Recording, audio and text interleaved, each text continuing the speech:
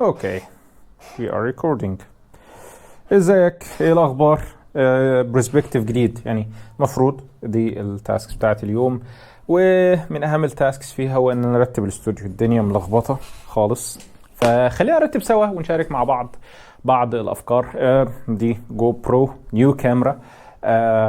وانا بصراحه عندي مبدأ مهم جدا، هو فكره اني لو اشتريت حاجه جديده واستثمرت فيها فلوس لازم الحاجة دي تبرر هذا المبلغ اللي دفعت فيها، او على الاقل تجيب حقها. يعني في حاجات طبعا بتبقى حاجات ترفيهية، الغرض منها وان انت تنبسط بيها وخلاص، وده شيء طبعا مفهوم. ولكن للأسف شديد الحاجات اللي انا ببقى بحبها وببقى عايزها بتبقى غالية، يعني بتبقى غالية جدا صراحة، يعني زي الكاميرات والعدسات والجيمبلز والحاجات اللي زي دي، وزي برضو الكاميرا دي. ف يعني زي ما بيقول الامريكان كده it has to justify its price، يعني لازم تبرر لي سعرها، لازم تقول لي البتاعه دي هتفيدنا في ايه، لازم تخش في السايكل او تشتغل بشكل ما. تمام. ففكره ان انت تشتري حاجات كده بغض النظر عن جدواها، او ان انت بس عجبتك او انبهرت بيها او شفت بريزنتيشن يعني اذهلك. وبالمناسبه ابل رائعه جدا في موضوع البريزنتيشنز دي، فخد بالك هل انت عايز الحاجه دي ولا محتاجها؟ هل الحاجه ديت هتبقى مصدر للدخل ولا عبء عليك؟ يعني في حاجات على فكرة ساعة ما بتشتريها هي ذات نفسها بتدفعك انك تشتري حاجات اكتر وحاجات اكتر، فبينتهي بيك المطاف ان انت صرفت مبالغ كتيرة جدا في حاجات مش مستاهلة اصلا. فمهم قوي قوي قوي قبل ما تشتري اي حاجة، انا بعمل كده بصراحة، بفتح نوتة او بجيب ورق وقلم واقعد اكتب انا ليه محتاج الحاجة دي، هتفيدني في ايه، هتساعدني ازاي، هل هتساعدني في شغلي، هل هي شيء ترفيهي ولا شيء انا محتاجه للشغل، وهل انا ممكن استعيض عن الحاجة اللي انا هشتريها دي بحاجة موجودة عندي بالفعل، ولا هو الشغل ما يمشيش الا بالحاجة الجديدة دي. وبدخل نفسي في ايه، في حوار طويل قوي علشان ابرر لنفسي شراء هذا المنتج يعني. والحقيقة ليا بعض الاصدقاء اللي عندهم برضو شره الشراء والحمد لله، يعني قبل ما بيشتري حاجة بيرجع لي ويقول لي انا عايز اشتري البتاعة دي، فبنقعد ناخد مع بعض الحديث ده، بناخد وندي. طب انت عايزه ليه؟ طب هل انت عندك حاجة تقوم بالمهمة ديت وتغني عن انك تصرف البتاع دي؟ طيب استنى اسبوع وبعدين شوف. طب حاول تعمل الحاجة اللي انت علشانها هتشتري الشيء الجديد ده بالمتاح دلوقتي وشوف الدنيا هتمشي ازاي. فكل الحاجات دي بصراحة او كل التساؤلات ديت زي ما تقول بتمنطق فكرة الشراء، يعني انت مش بس بتشتري الحاجة وخلاص يعني. ففكرة ان انت قادر على شراء شيء لا يعني بالضرورة انت المفروض تشتريه، او انك تشتريه بدون منطقة الموضوع. في حاجات معينة انا بصراحة يعني اقول لك وبدون تردد اشتريها. هي كان في واحد كاتب تويتر رائعة بصراحة، يعني بيقول لك ما تترددش في شراء او في الاستثمار في كذا حاجة، هم 4 تقريبا حاول اتذكرهم.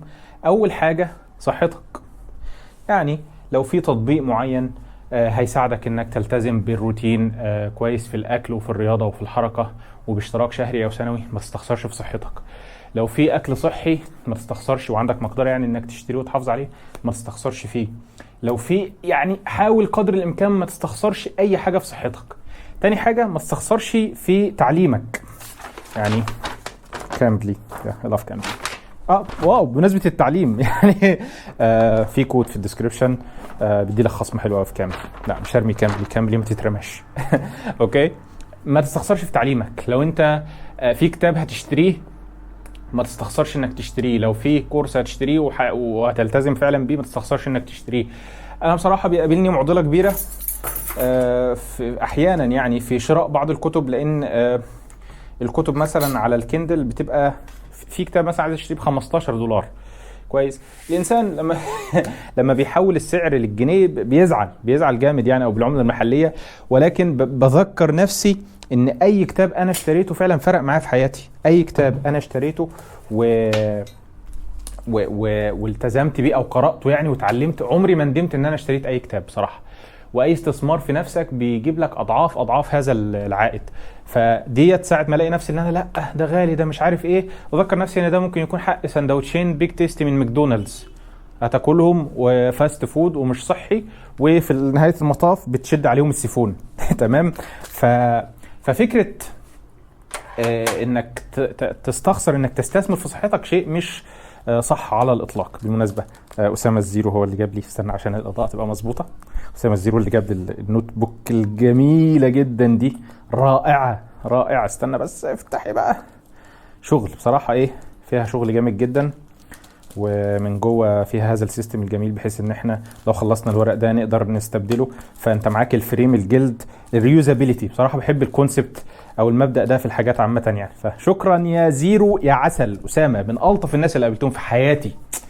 تمام. فما تستخسرش في صحتك، ما تستخسرش في تعليمك، ما تستخسرش في ايه تاني بصراحه مش فاكر. في صحتك وتعليمك، دي الحاجات اللي ما تترددش فيهم يعني. حاجه هتتعلمها، حاجه مفيده لصحتك. هشوف لكم الحاجات الباقيه واقولها لكم في اخر الفلوج يعني. ف شيء مهم جدا جدا جدا. اوكي.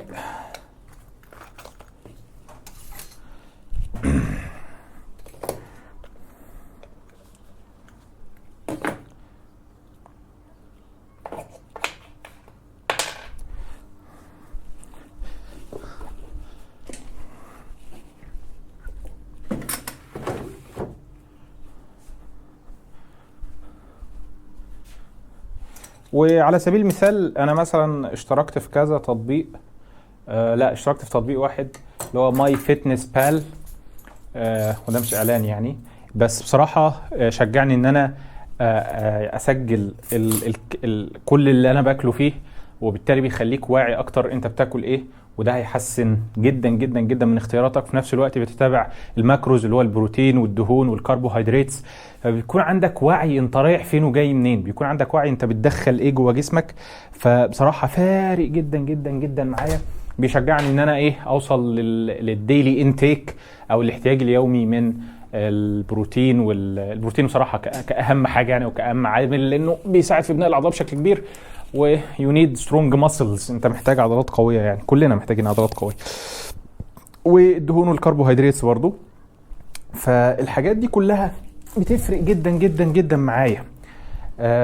مش عشان انا اشتريته فانا بستخدمه عشان ابرر هذا المبلغ يعني. انا تخطيت هذه المرحله يعني. المرحله دي هي مرحله انت هتمر بيها انك احيانا مش هيكون عندك الرغبه انك تعمل اي حاجه، ولكن علشان يعني انت دفعت فيه فلوس فعايز تبرر هذه الفلوس، او زي ما بيقولوا تحللها، فهتلتزم بالكورس اللي انت بتاخده، واخد بالك. ولكن انا بصراحه تخطيت هذه المرحله. انا دلوقتي في مرحله لا يعني هي دي مرحله انا مريت بيها فعلا، ولكن تخطيتها دلوقتي ووصلت لمرحله لا اصل انت يعني يعني ان نفعت هتنفع نفسك، وانت خذلت فمحدش مضرور الا انت برضو يعني. فشجعني جدا جدا جدا ان انا التزم بتدوين الحاجات اللي انا باكلها وبشربها، وخلاني يعني احاول قدر الامكان خليني في السيف سايد وفي الجانب الصحي وما عكش. وبتلاحظ الفرق ده لما بتاكل حاجه كويسه، بتلاحظه بشكل كبير جدا على طاقتك وعلى تركيزك وعلى نشاطك وعلى حاجات كتيره قوي. فالتطبيق رائع. وزمان زمان يعني انت ممكن دلوقتي يعني تستثقل فكره ان في حد بيسجل كل حاجه هو بياكلها، وان الموضوع بيحتاج مجهود. بتاع ده بقاله كتير، وان الموضوع محتاج مجهود ولا مفيش حد كده. يعني كل ما تاكل حاجه هتخش تكتبها. كل ما تاكل حاجه بخش اكتبها حرفيا. بل بالعكس، انا بحدد الحاجات اللي هاكلها قبل ما اكلها، يعني بدخلها في التطبيق قبل ما اكلها. الفكره ان انت عمرك ما هتقدر تحسن حاجه انت مش بتعملها تتبع. عمرك ما هتحسن من جودة اكلك الا لما تعرف الاول انت بتاكل ايه. يعني يعني انت، احنا عارفين ان احنا اي حاجة بتحط قدامنا بناكلها وخلاص، نعمة، ولكن انت لازم يكون عندك وعي برضو انت بتاكل ايه، لان من هنا هتقدر تحسن بقى، تشوف انت بتاكل ده كويس ولا لا، صحي ولا لا. فمهم قوي قوي التتبع في اي حاجة عايز تحسنها. اول خطوة تبدأ تتتبعها، حتى لو مش هتبدأ التحسين دلوقتي لازم تعرف الاول انت بتاكل ايه. فانا زمان كنت مستثقل فكره ان انا اخش اكتب كل حاجه انا باكلها، يا اكلت مش عارف اكلت 20 جرام مكسرات، اخش اكتب ال 20 جرام مكسرات، اكلت تفاحه، اخش اكتب التفاحه. الموضوع اصبح مع الوقت عاده. يعني انا بصراحه ما كنتش مستثقل الموضوع على الاطلاق، بل بالعكس انا بتتبع عشان اوصل للجول بتاعي في اخر اليوم. الموضوع ده بينتقل لكذا حاجه في حياتك، زي تتبع انت قرأت النهارده ولا لا، تتبع انت التزمت باذكار الصباح واذكار المساء ولا لا. فبتخش في قصه بقى ايه الالتزام بالعادات، وان انت عباره عن كتله من العادات. انت شخصيا كده انت دلوقتي يعني وزنك وطاقتك ونجاحك ومستواك التعليمي وثقافتك وكل الحاجات ديت عباره عن نتاج عادات انت ملتزم بها بشكل يومي او شبه يومي، سواء أدركت ذلك أو لم تدرك. يعني أنت عبارة عن كتلة من العادات، سواء عارف ده أو مش عارف، سواء عملت العادات دي عن وعي أو عن عدم وعي، واخد بالك؟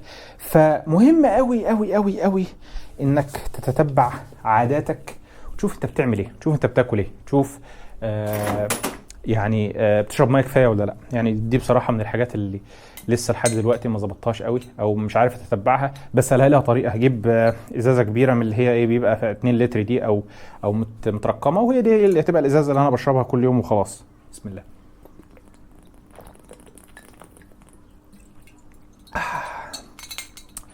تمام. فمهم جدا جدا جدا جدا انك تتتبع ايه اللي بيخش جسمك. يعني في ناس بتوصل لمرحلة متقدمة جدا من موضوع التتبع ده، ولكن ابدأها بالاكل، لان يعني الاكل من اكتر الحاجات واسرعها في التأثير على نفسيتك وطاقتك وصحتك وكل حاجة. يعني وده مش اعلان، يعني استخدم اي تطبيق تقدر تتتبع فيه انت بتاكل ايه، ويحسب لك اللي انت بتاكله ده سعراته الحرارية قد ايه، وانت المفروض تاكل قد ايه، وحاجات من هذا القبيل. يعني واو، قعدنا نتكلم 12 دقيقة، انت حسيت بيهم؟ انا ما حسيتش بيهم. كفاية كده.